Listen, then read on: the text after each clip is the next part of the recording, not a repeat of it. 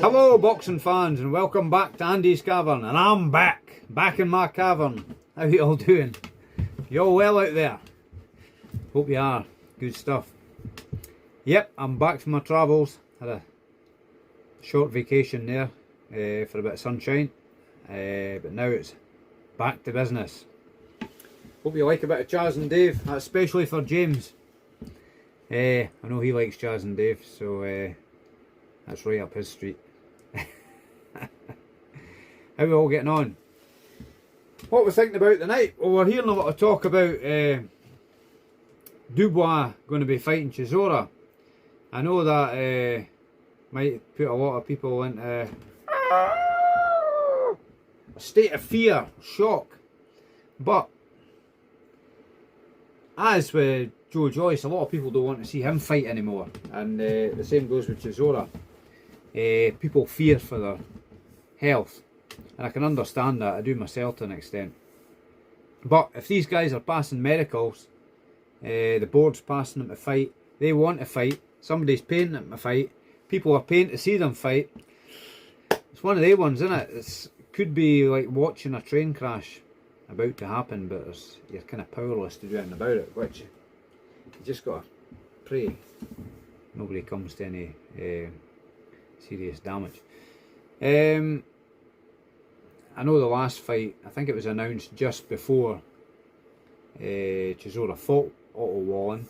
I think Mr. Bricktop, Frank Warren, Hall of Fame promoter, announced it was an IBF eliminator just before the fight. Now, Martin Bakole was meant to be fighting, is it Agia Jegba? That was supposed to be an IBF final eliminator. So, not an eliminator, a final eliminator. But that all got knocked in the head after Martin Bakole took this fight at short notice against Joseph Parker.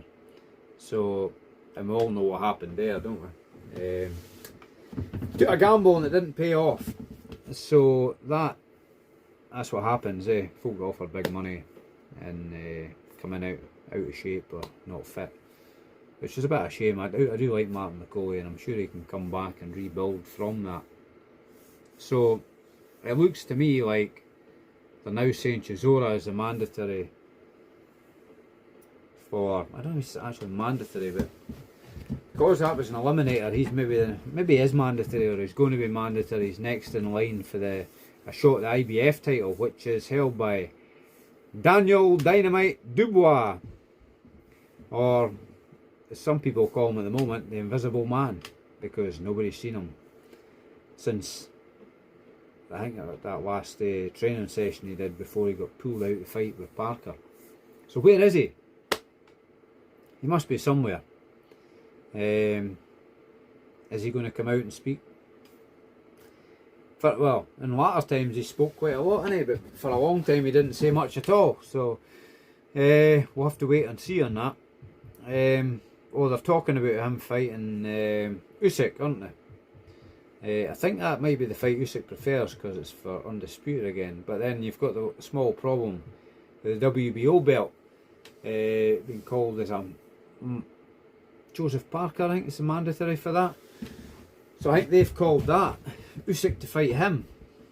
So it's all getting a... Is this why they're going to say, oh well, we'll stick Chisora in with Dubois? It's all getting a bit messy, isn't it?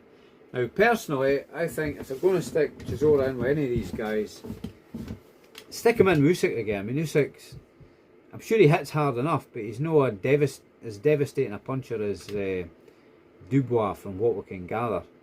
So, I mean, he's only going to get... You don't want to see Chisora going into that fight. Saying that, if he pulls a rabbit out of a hat, like he did against Joyce, could he beat Dubois?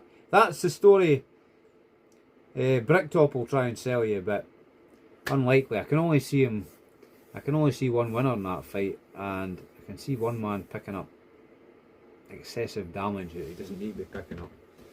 At least if he went in with Usyk, I think there's less chance.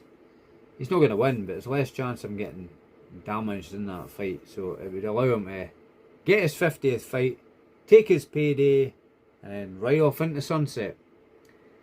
But would that be the end of it? I think there's always going to be another fight, isn't there? I think we all know that. You just can't leave it alone, can he? I hope he gets out with what faculties he's got left intact. We don't want to see anybody hurt. And Chisora's been a great servant to the game, hasn't he? And he's got a kind of cult following. People will go and see him. He does sell tickets, regardless, isn't he? He is, like him or dislike him, he's a character in the game, isn't he? He's one of boxing's characters, but I think he's now 41. He's got a young family. He needs to go and spend time with his young family and explore other avenues to fill his day. But nothing to stop him keeping training and keeping fit and keeping in shape. But I don't think he shouldn't be fighting anymore. But like I say, we can't do anything about that. We can moan about it.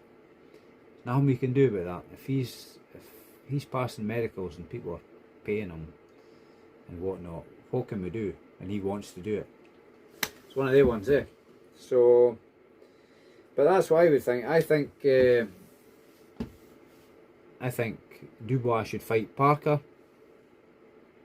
and maybe if he's going to carry on, give Chisora a wee shot against Usyk, and then the winner takes it all, can't they? The winners can fight whoever the winner be out of Dubois and Parker can fight the winner of Usyk and Chisora.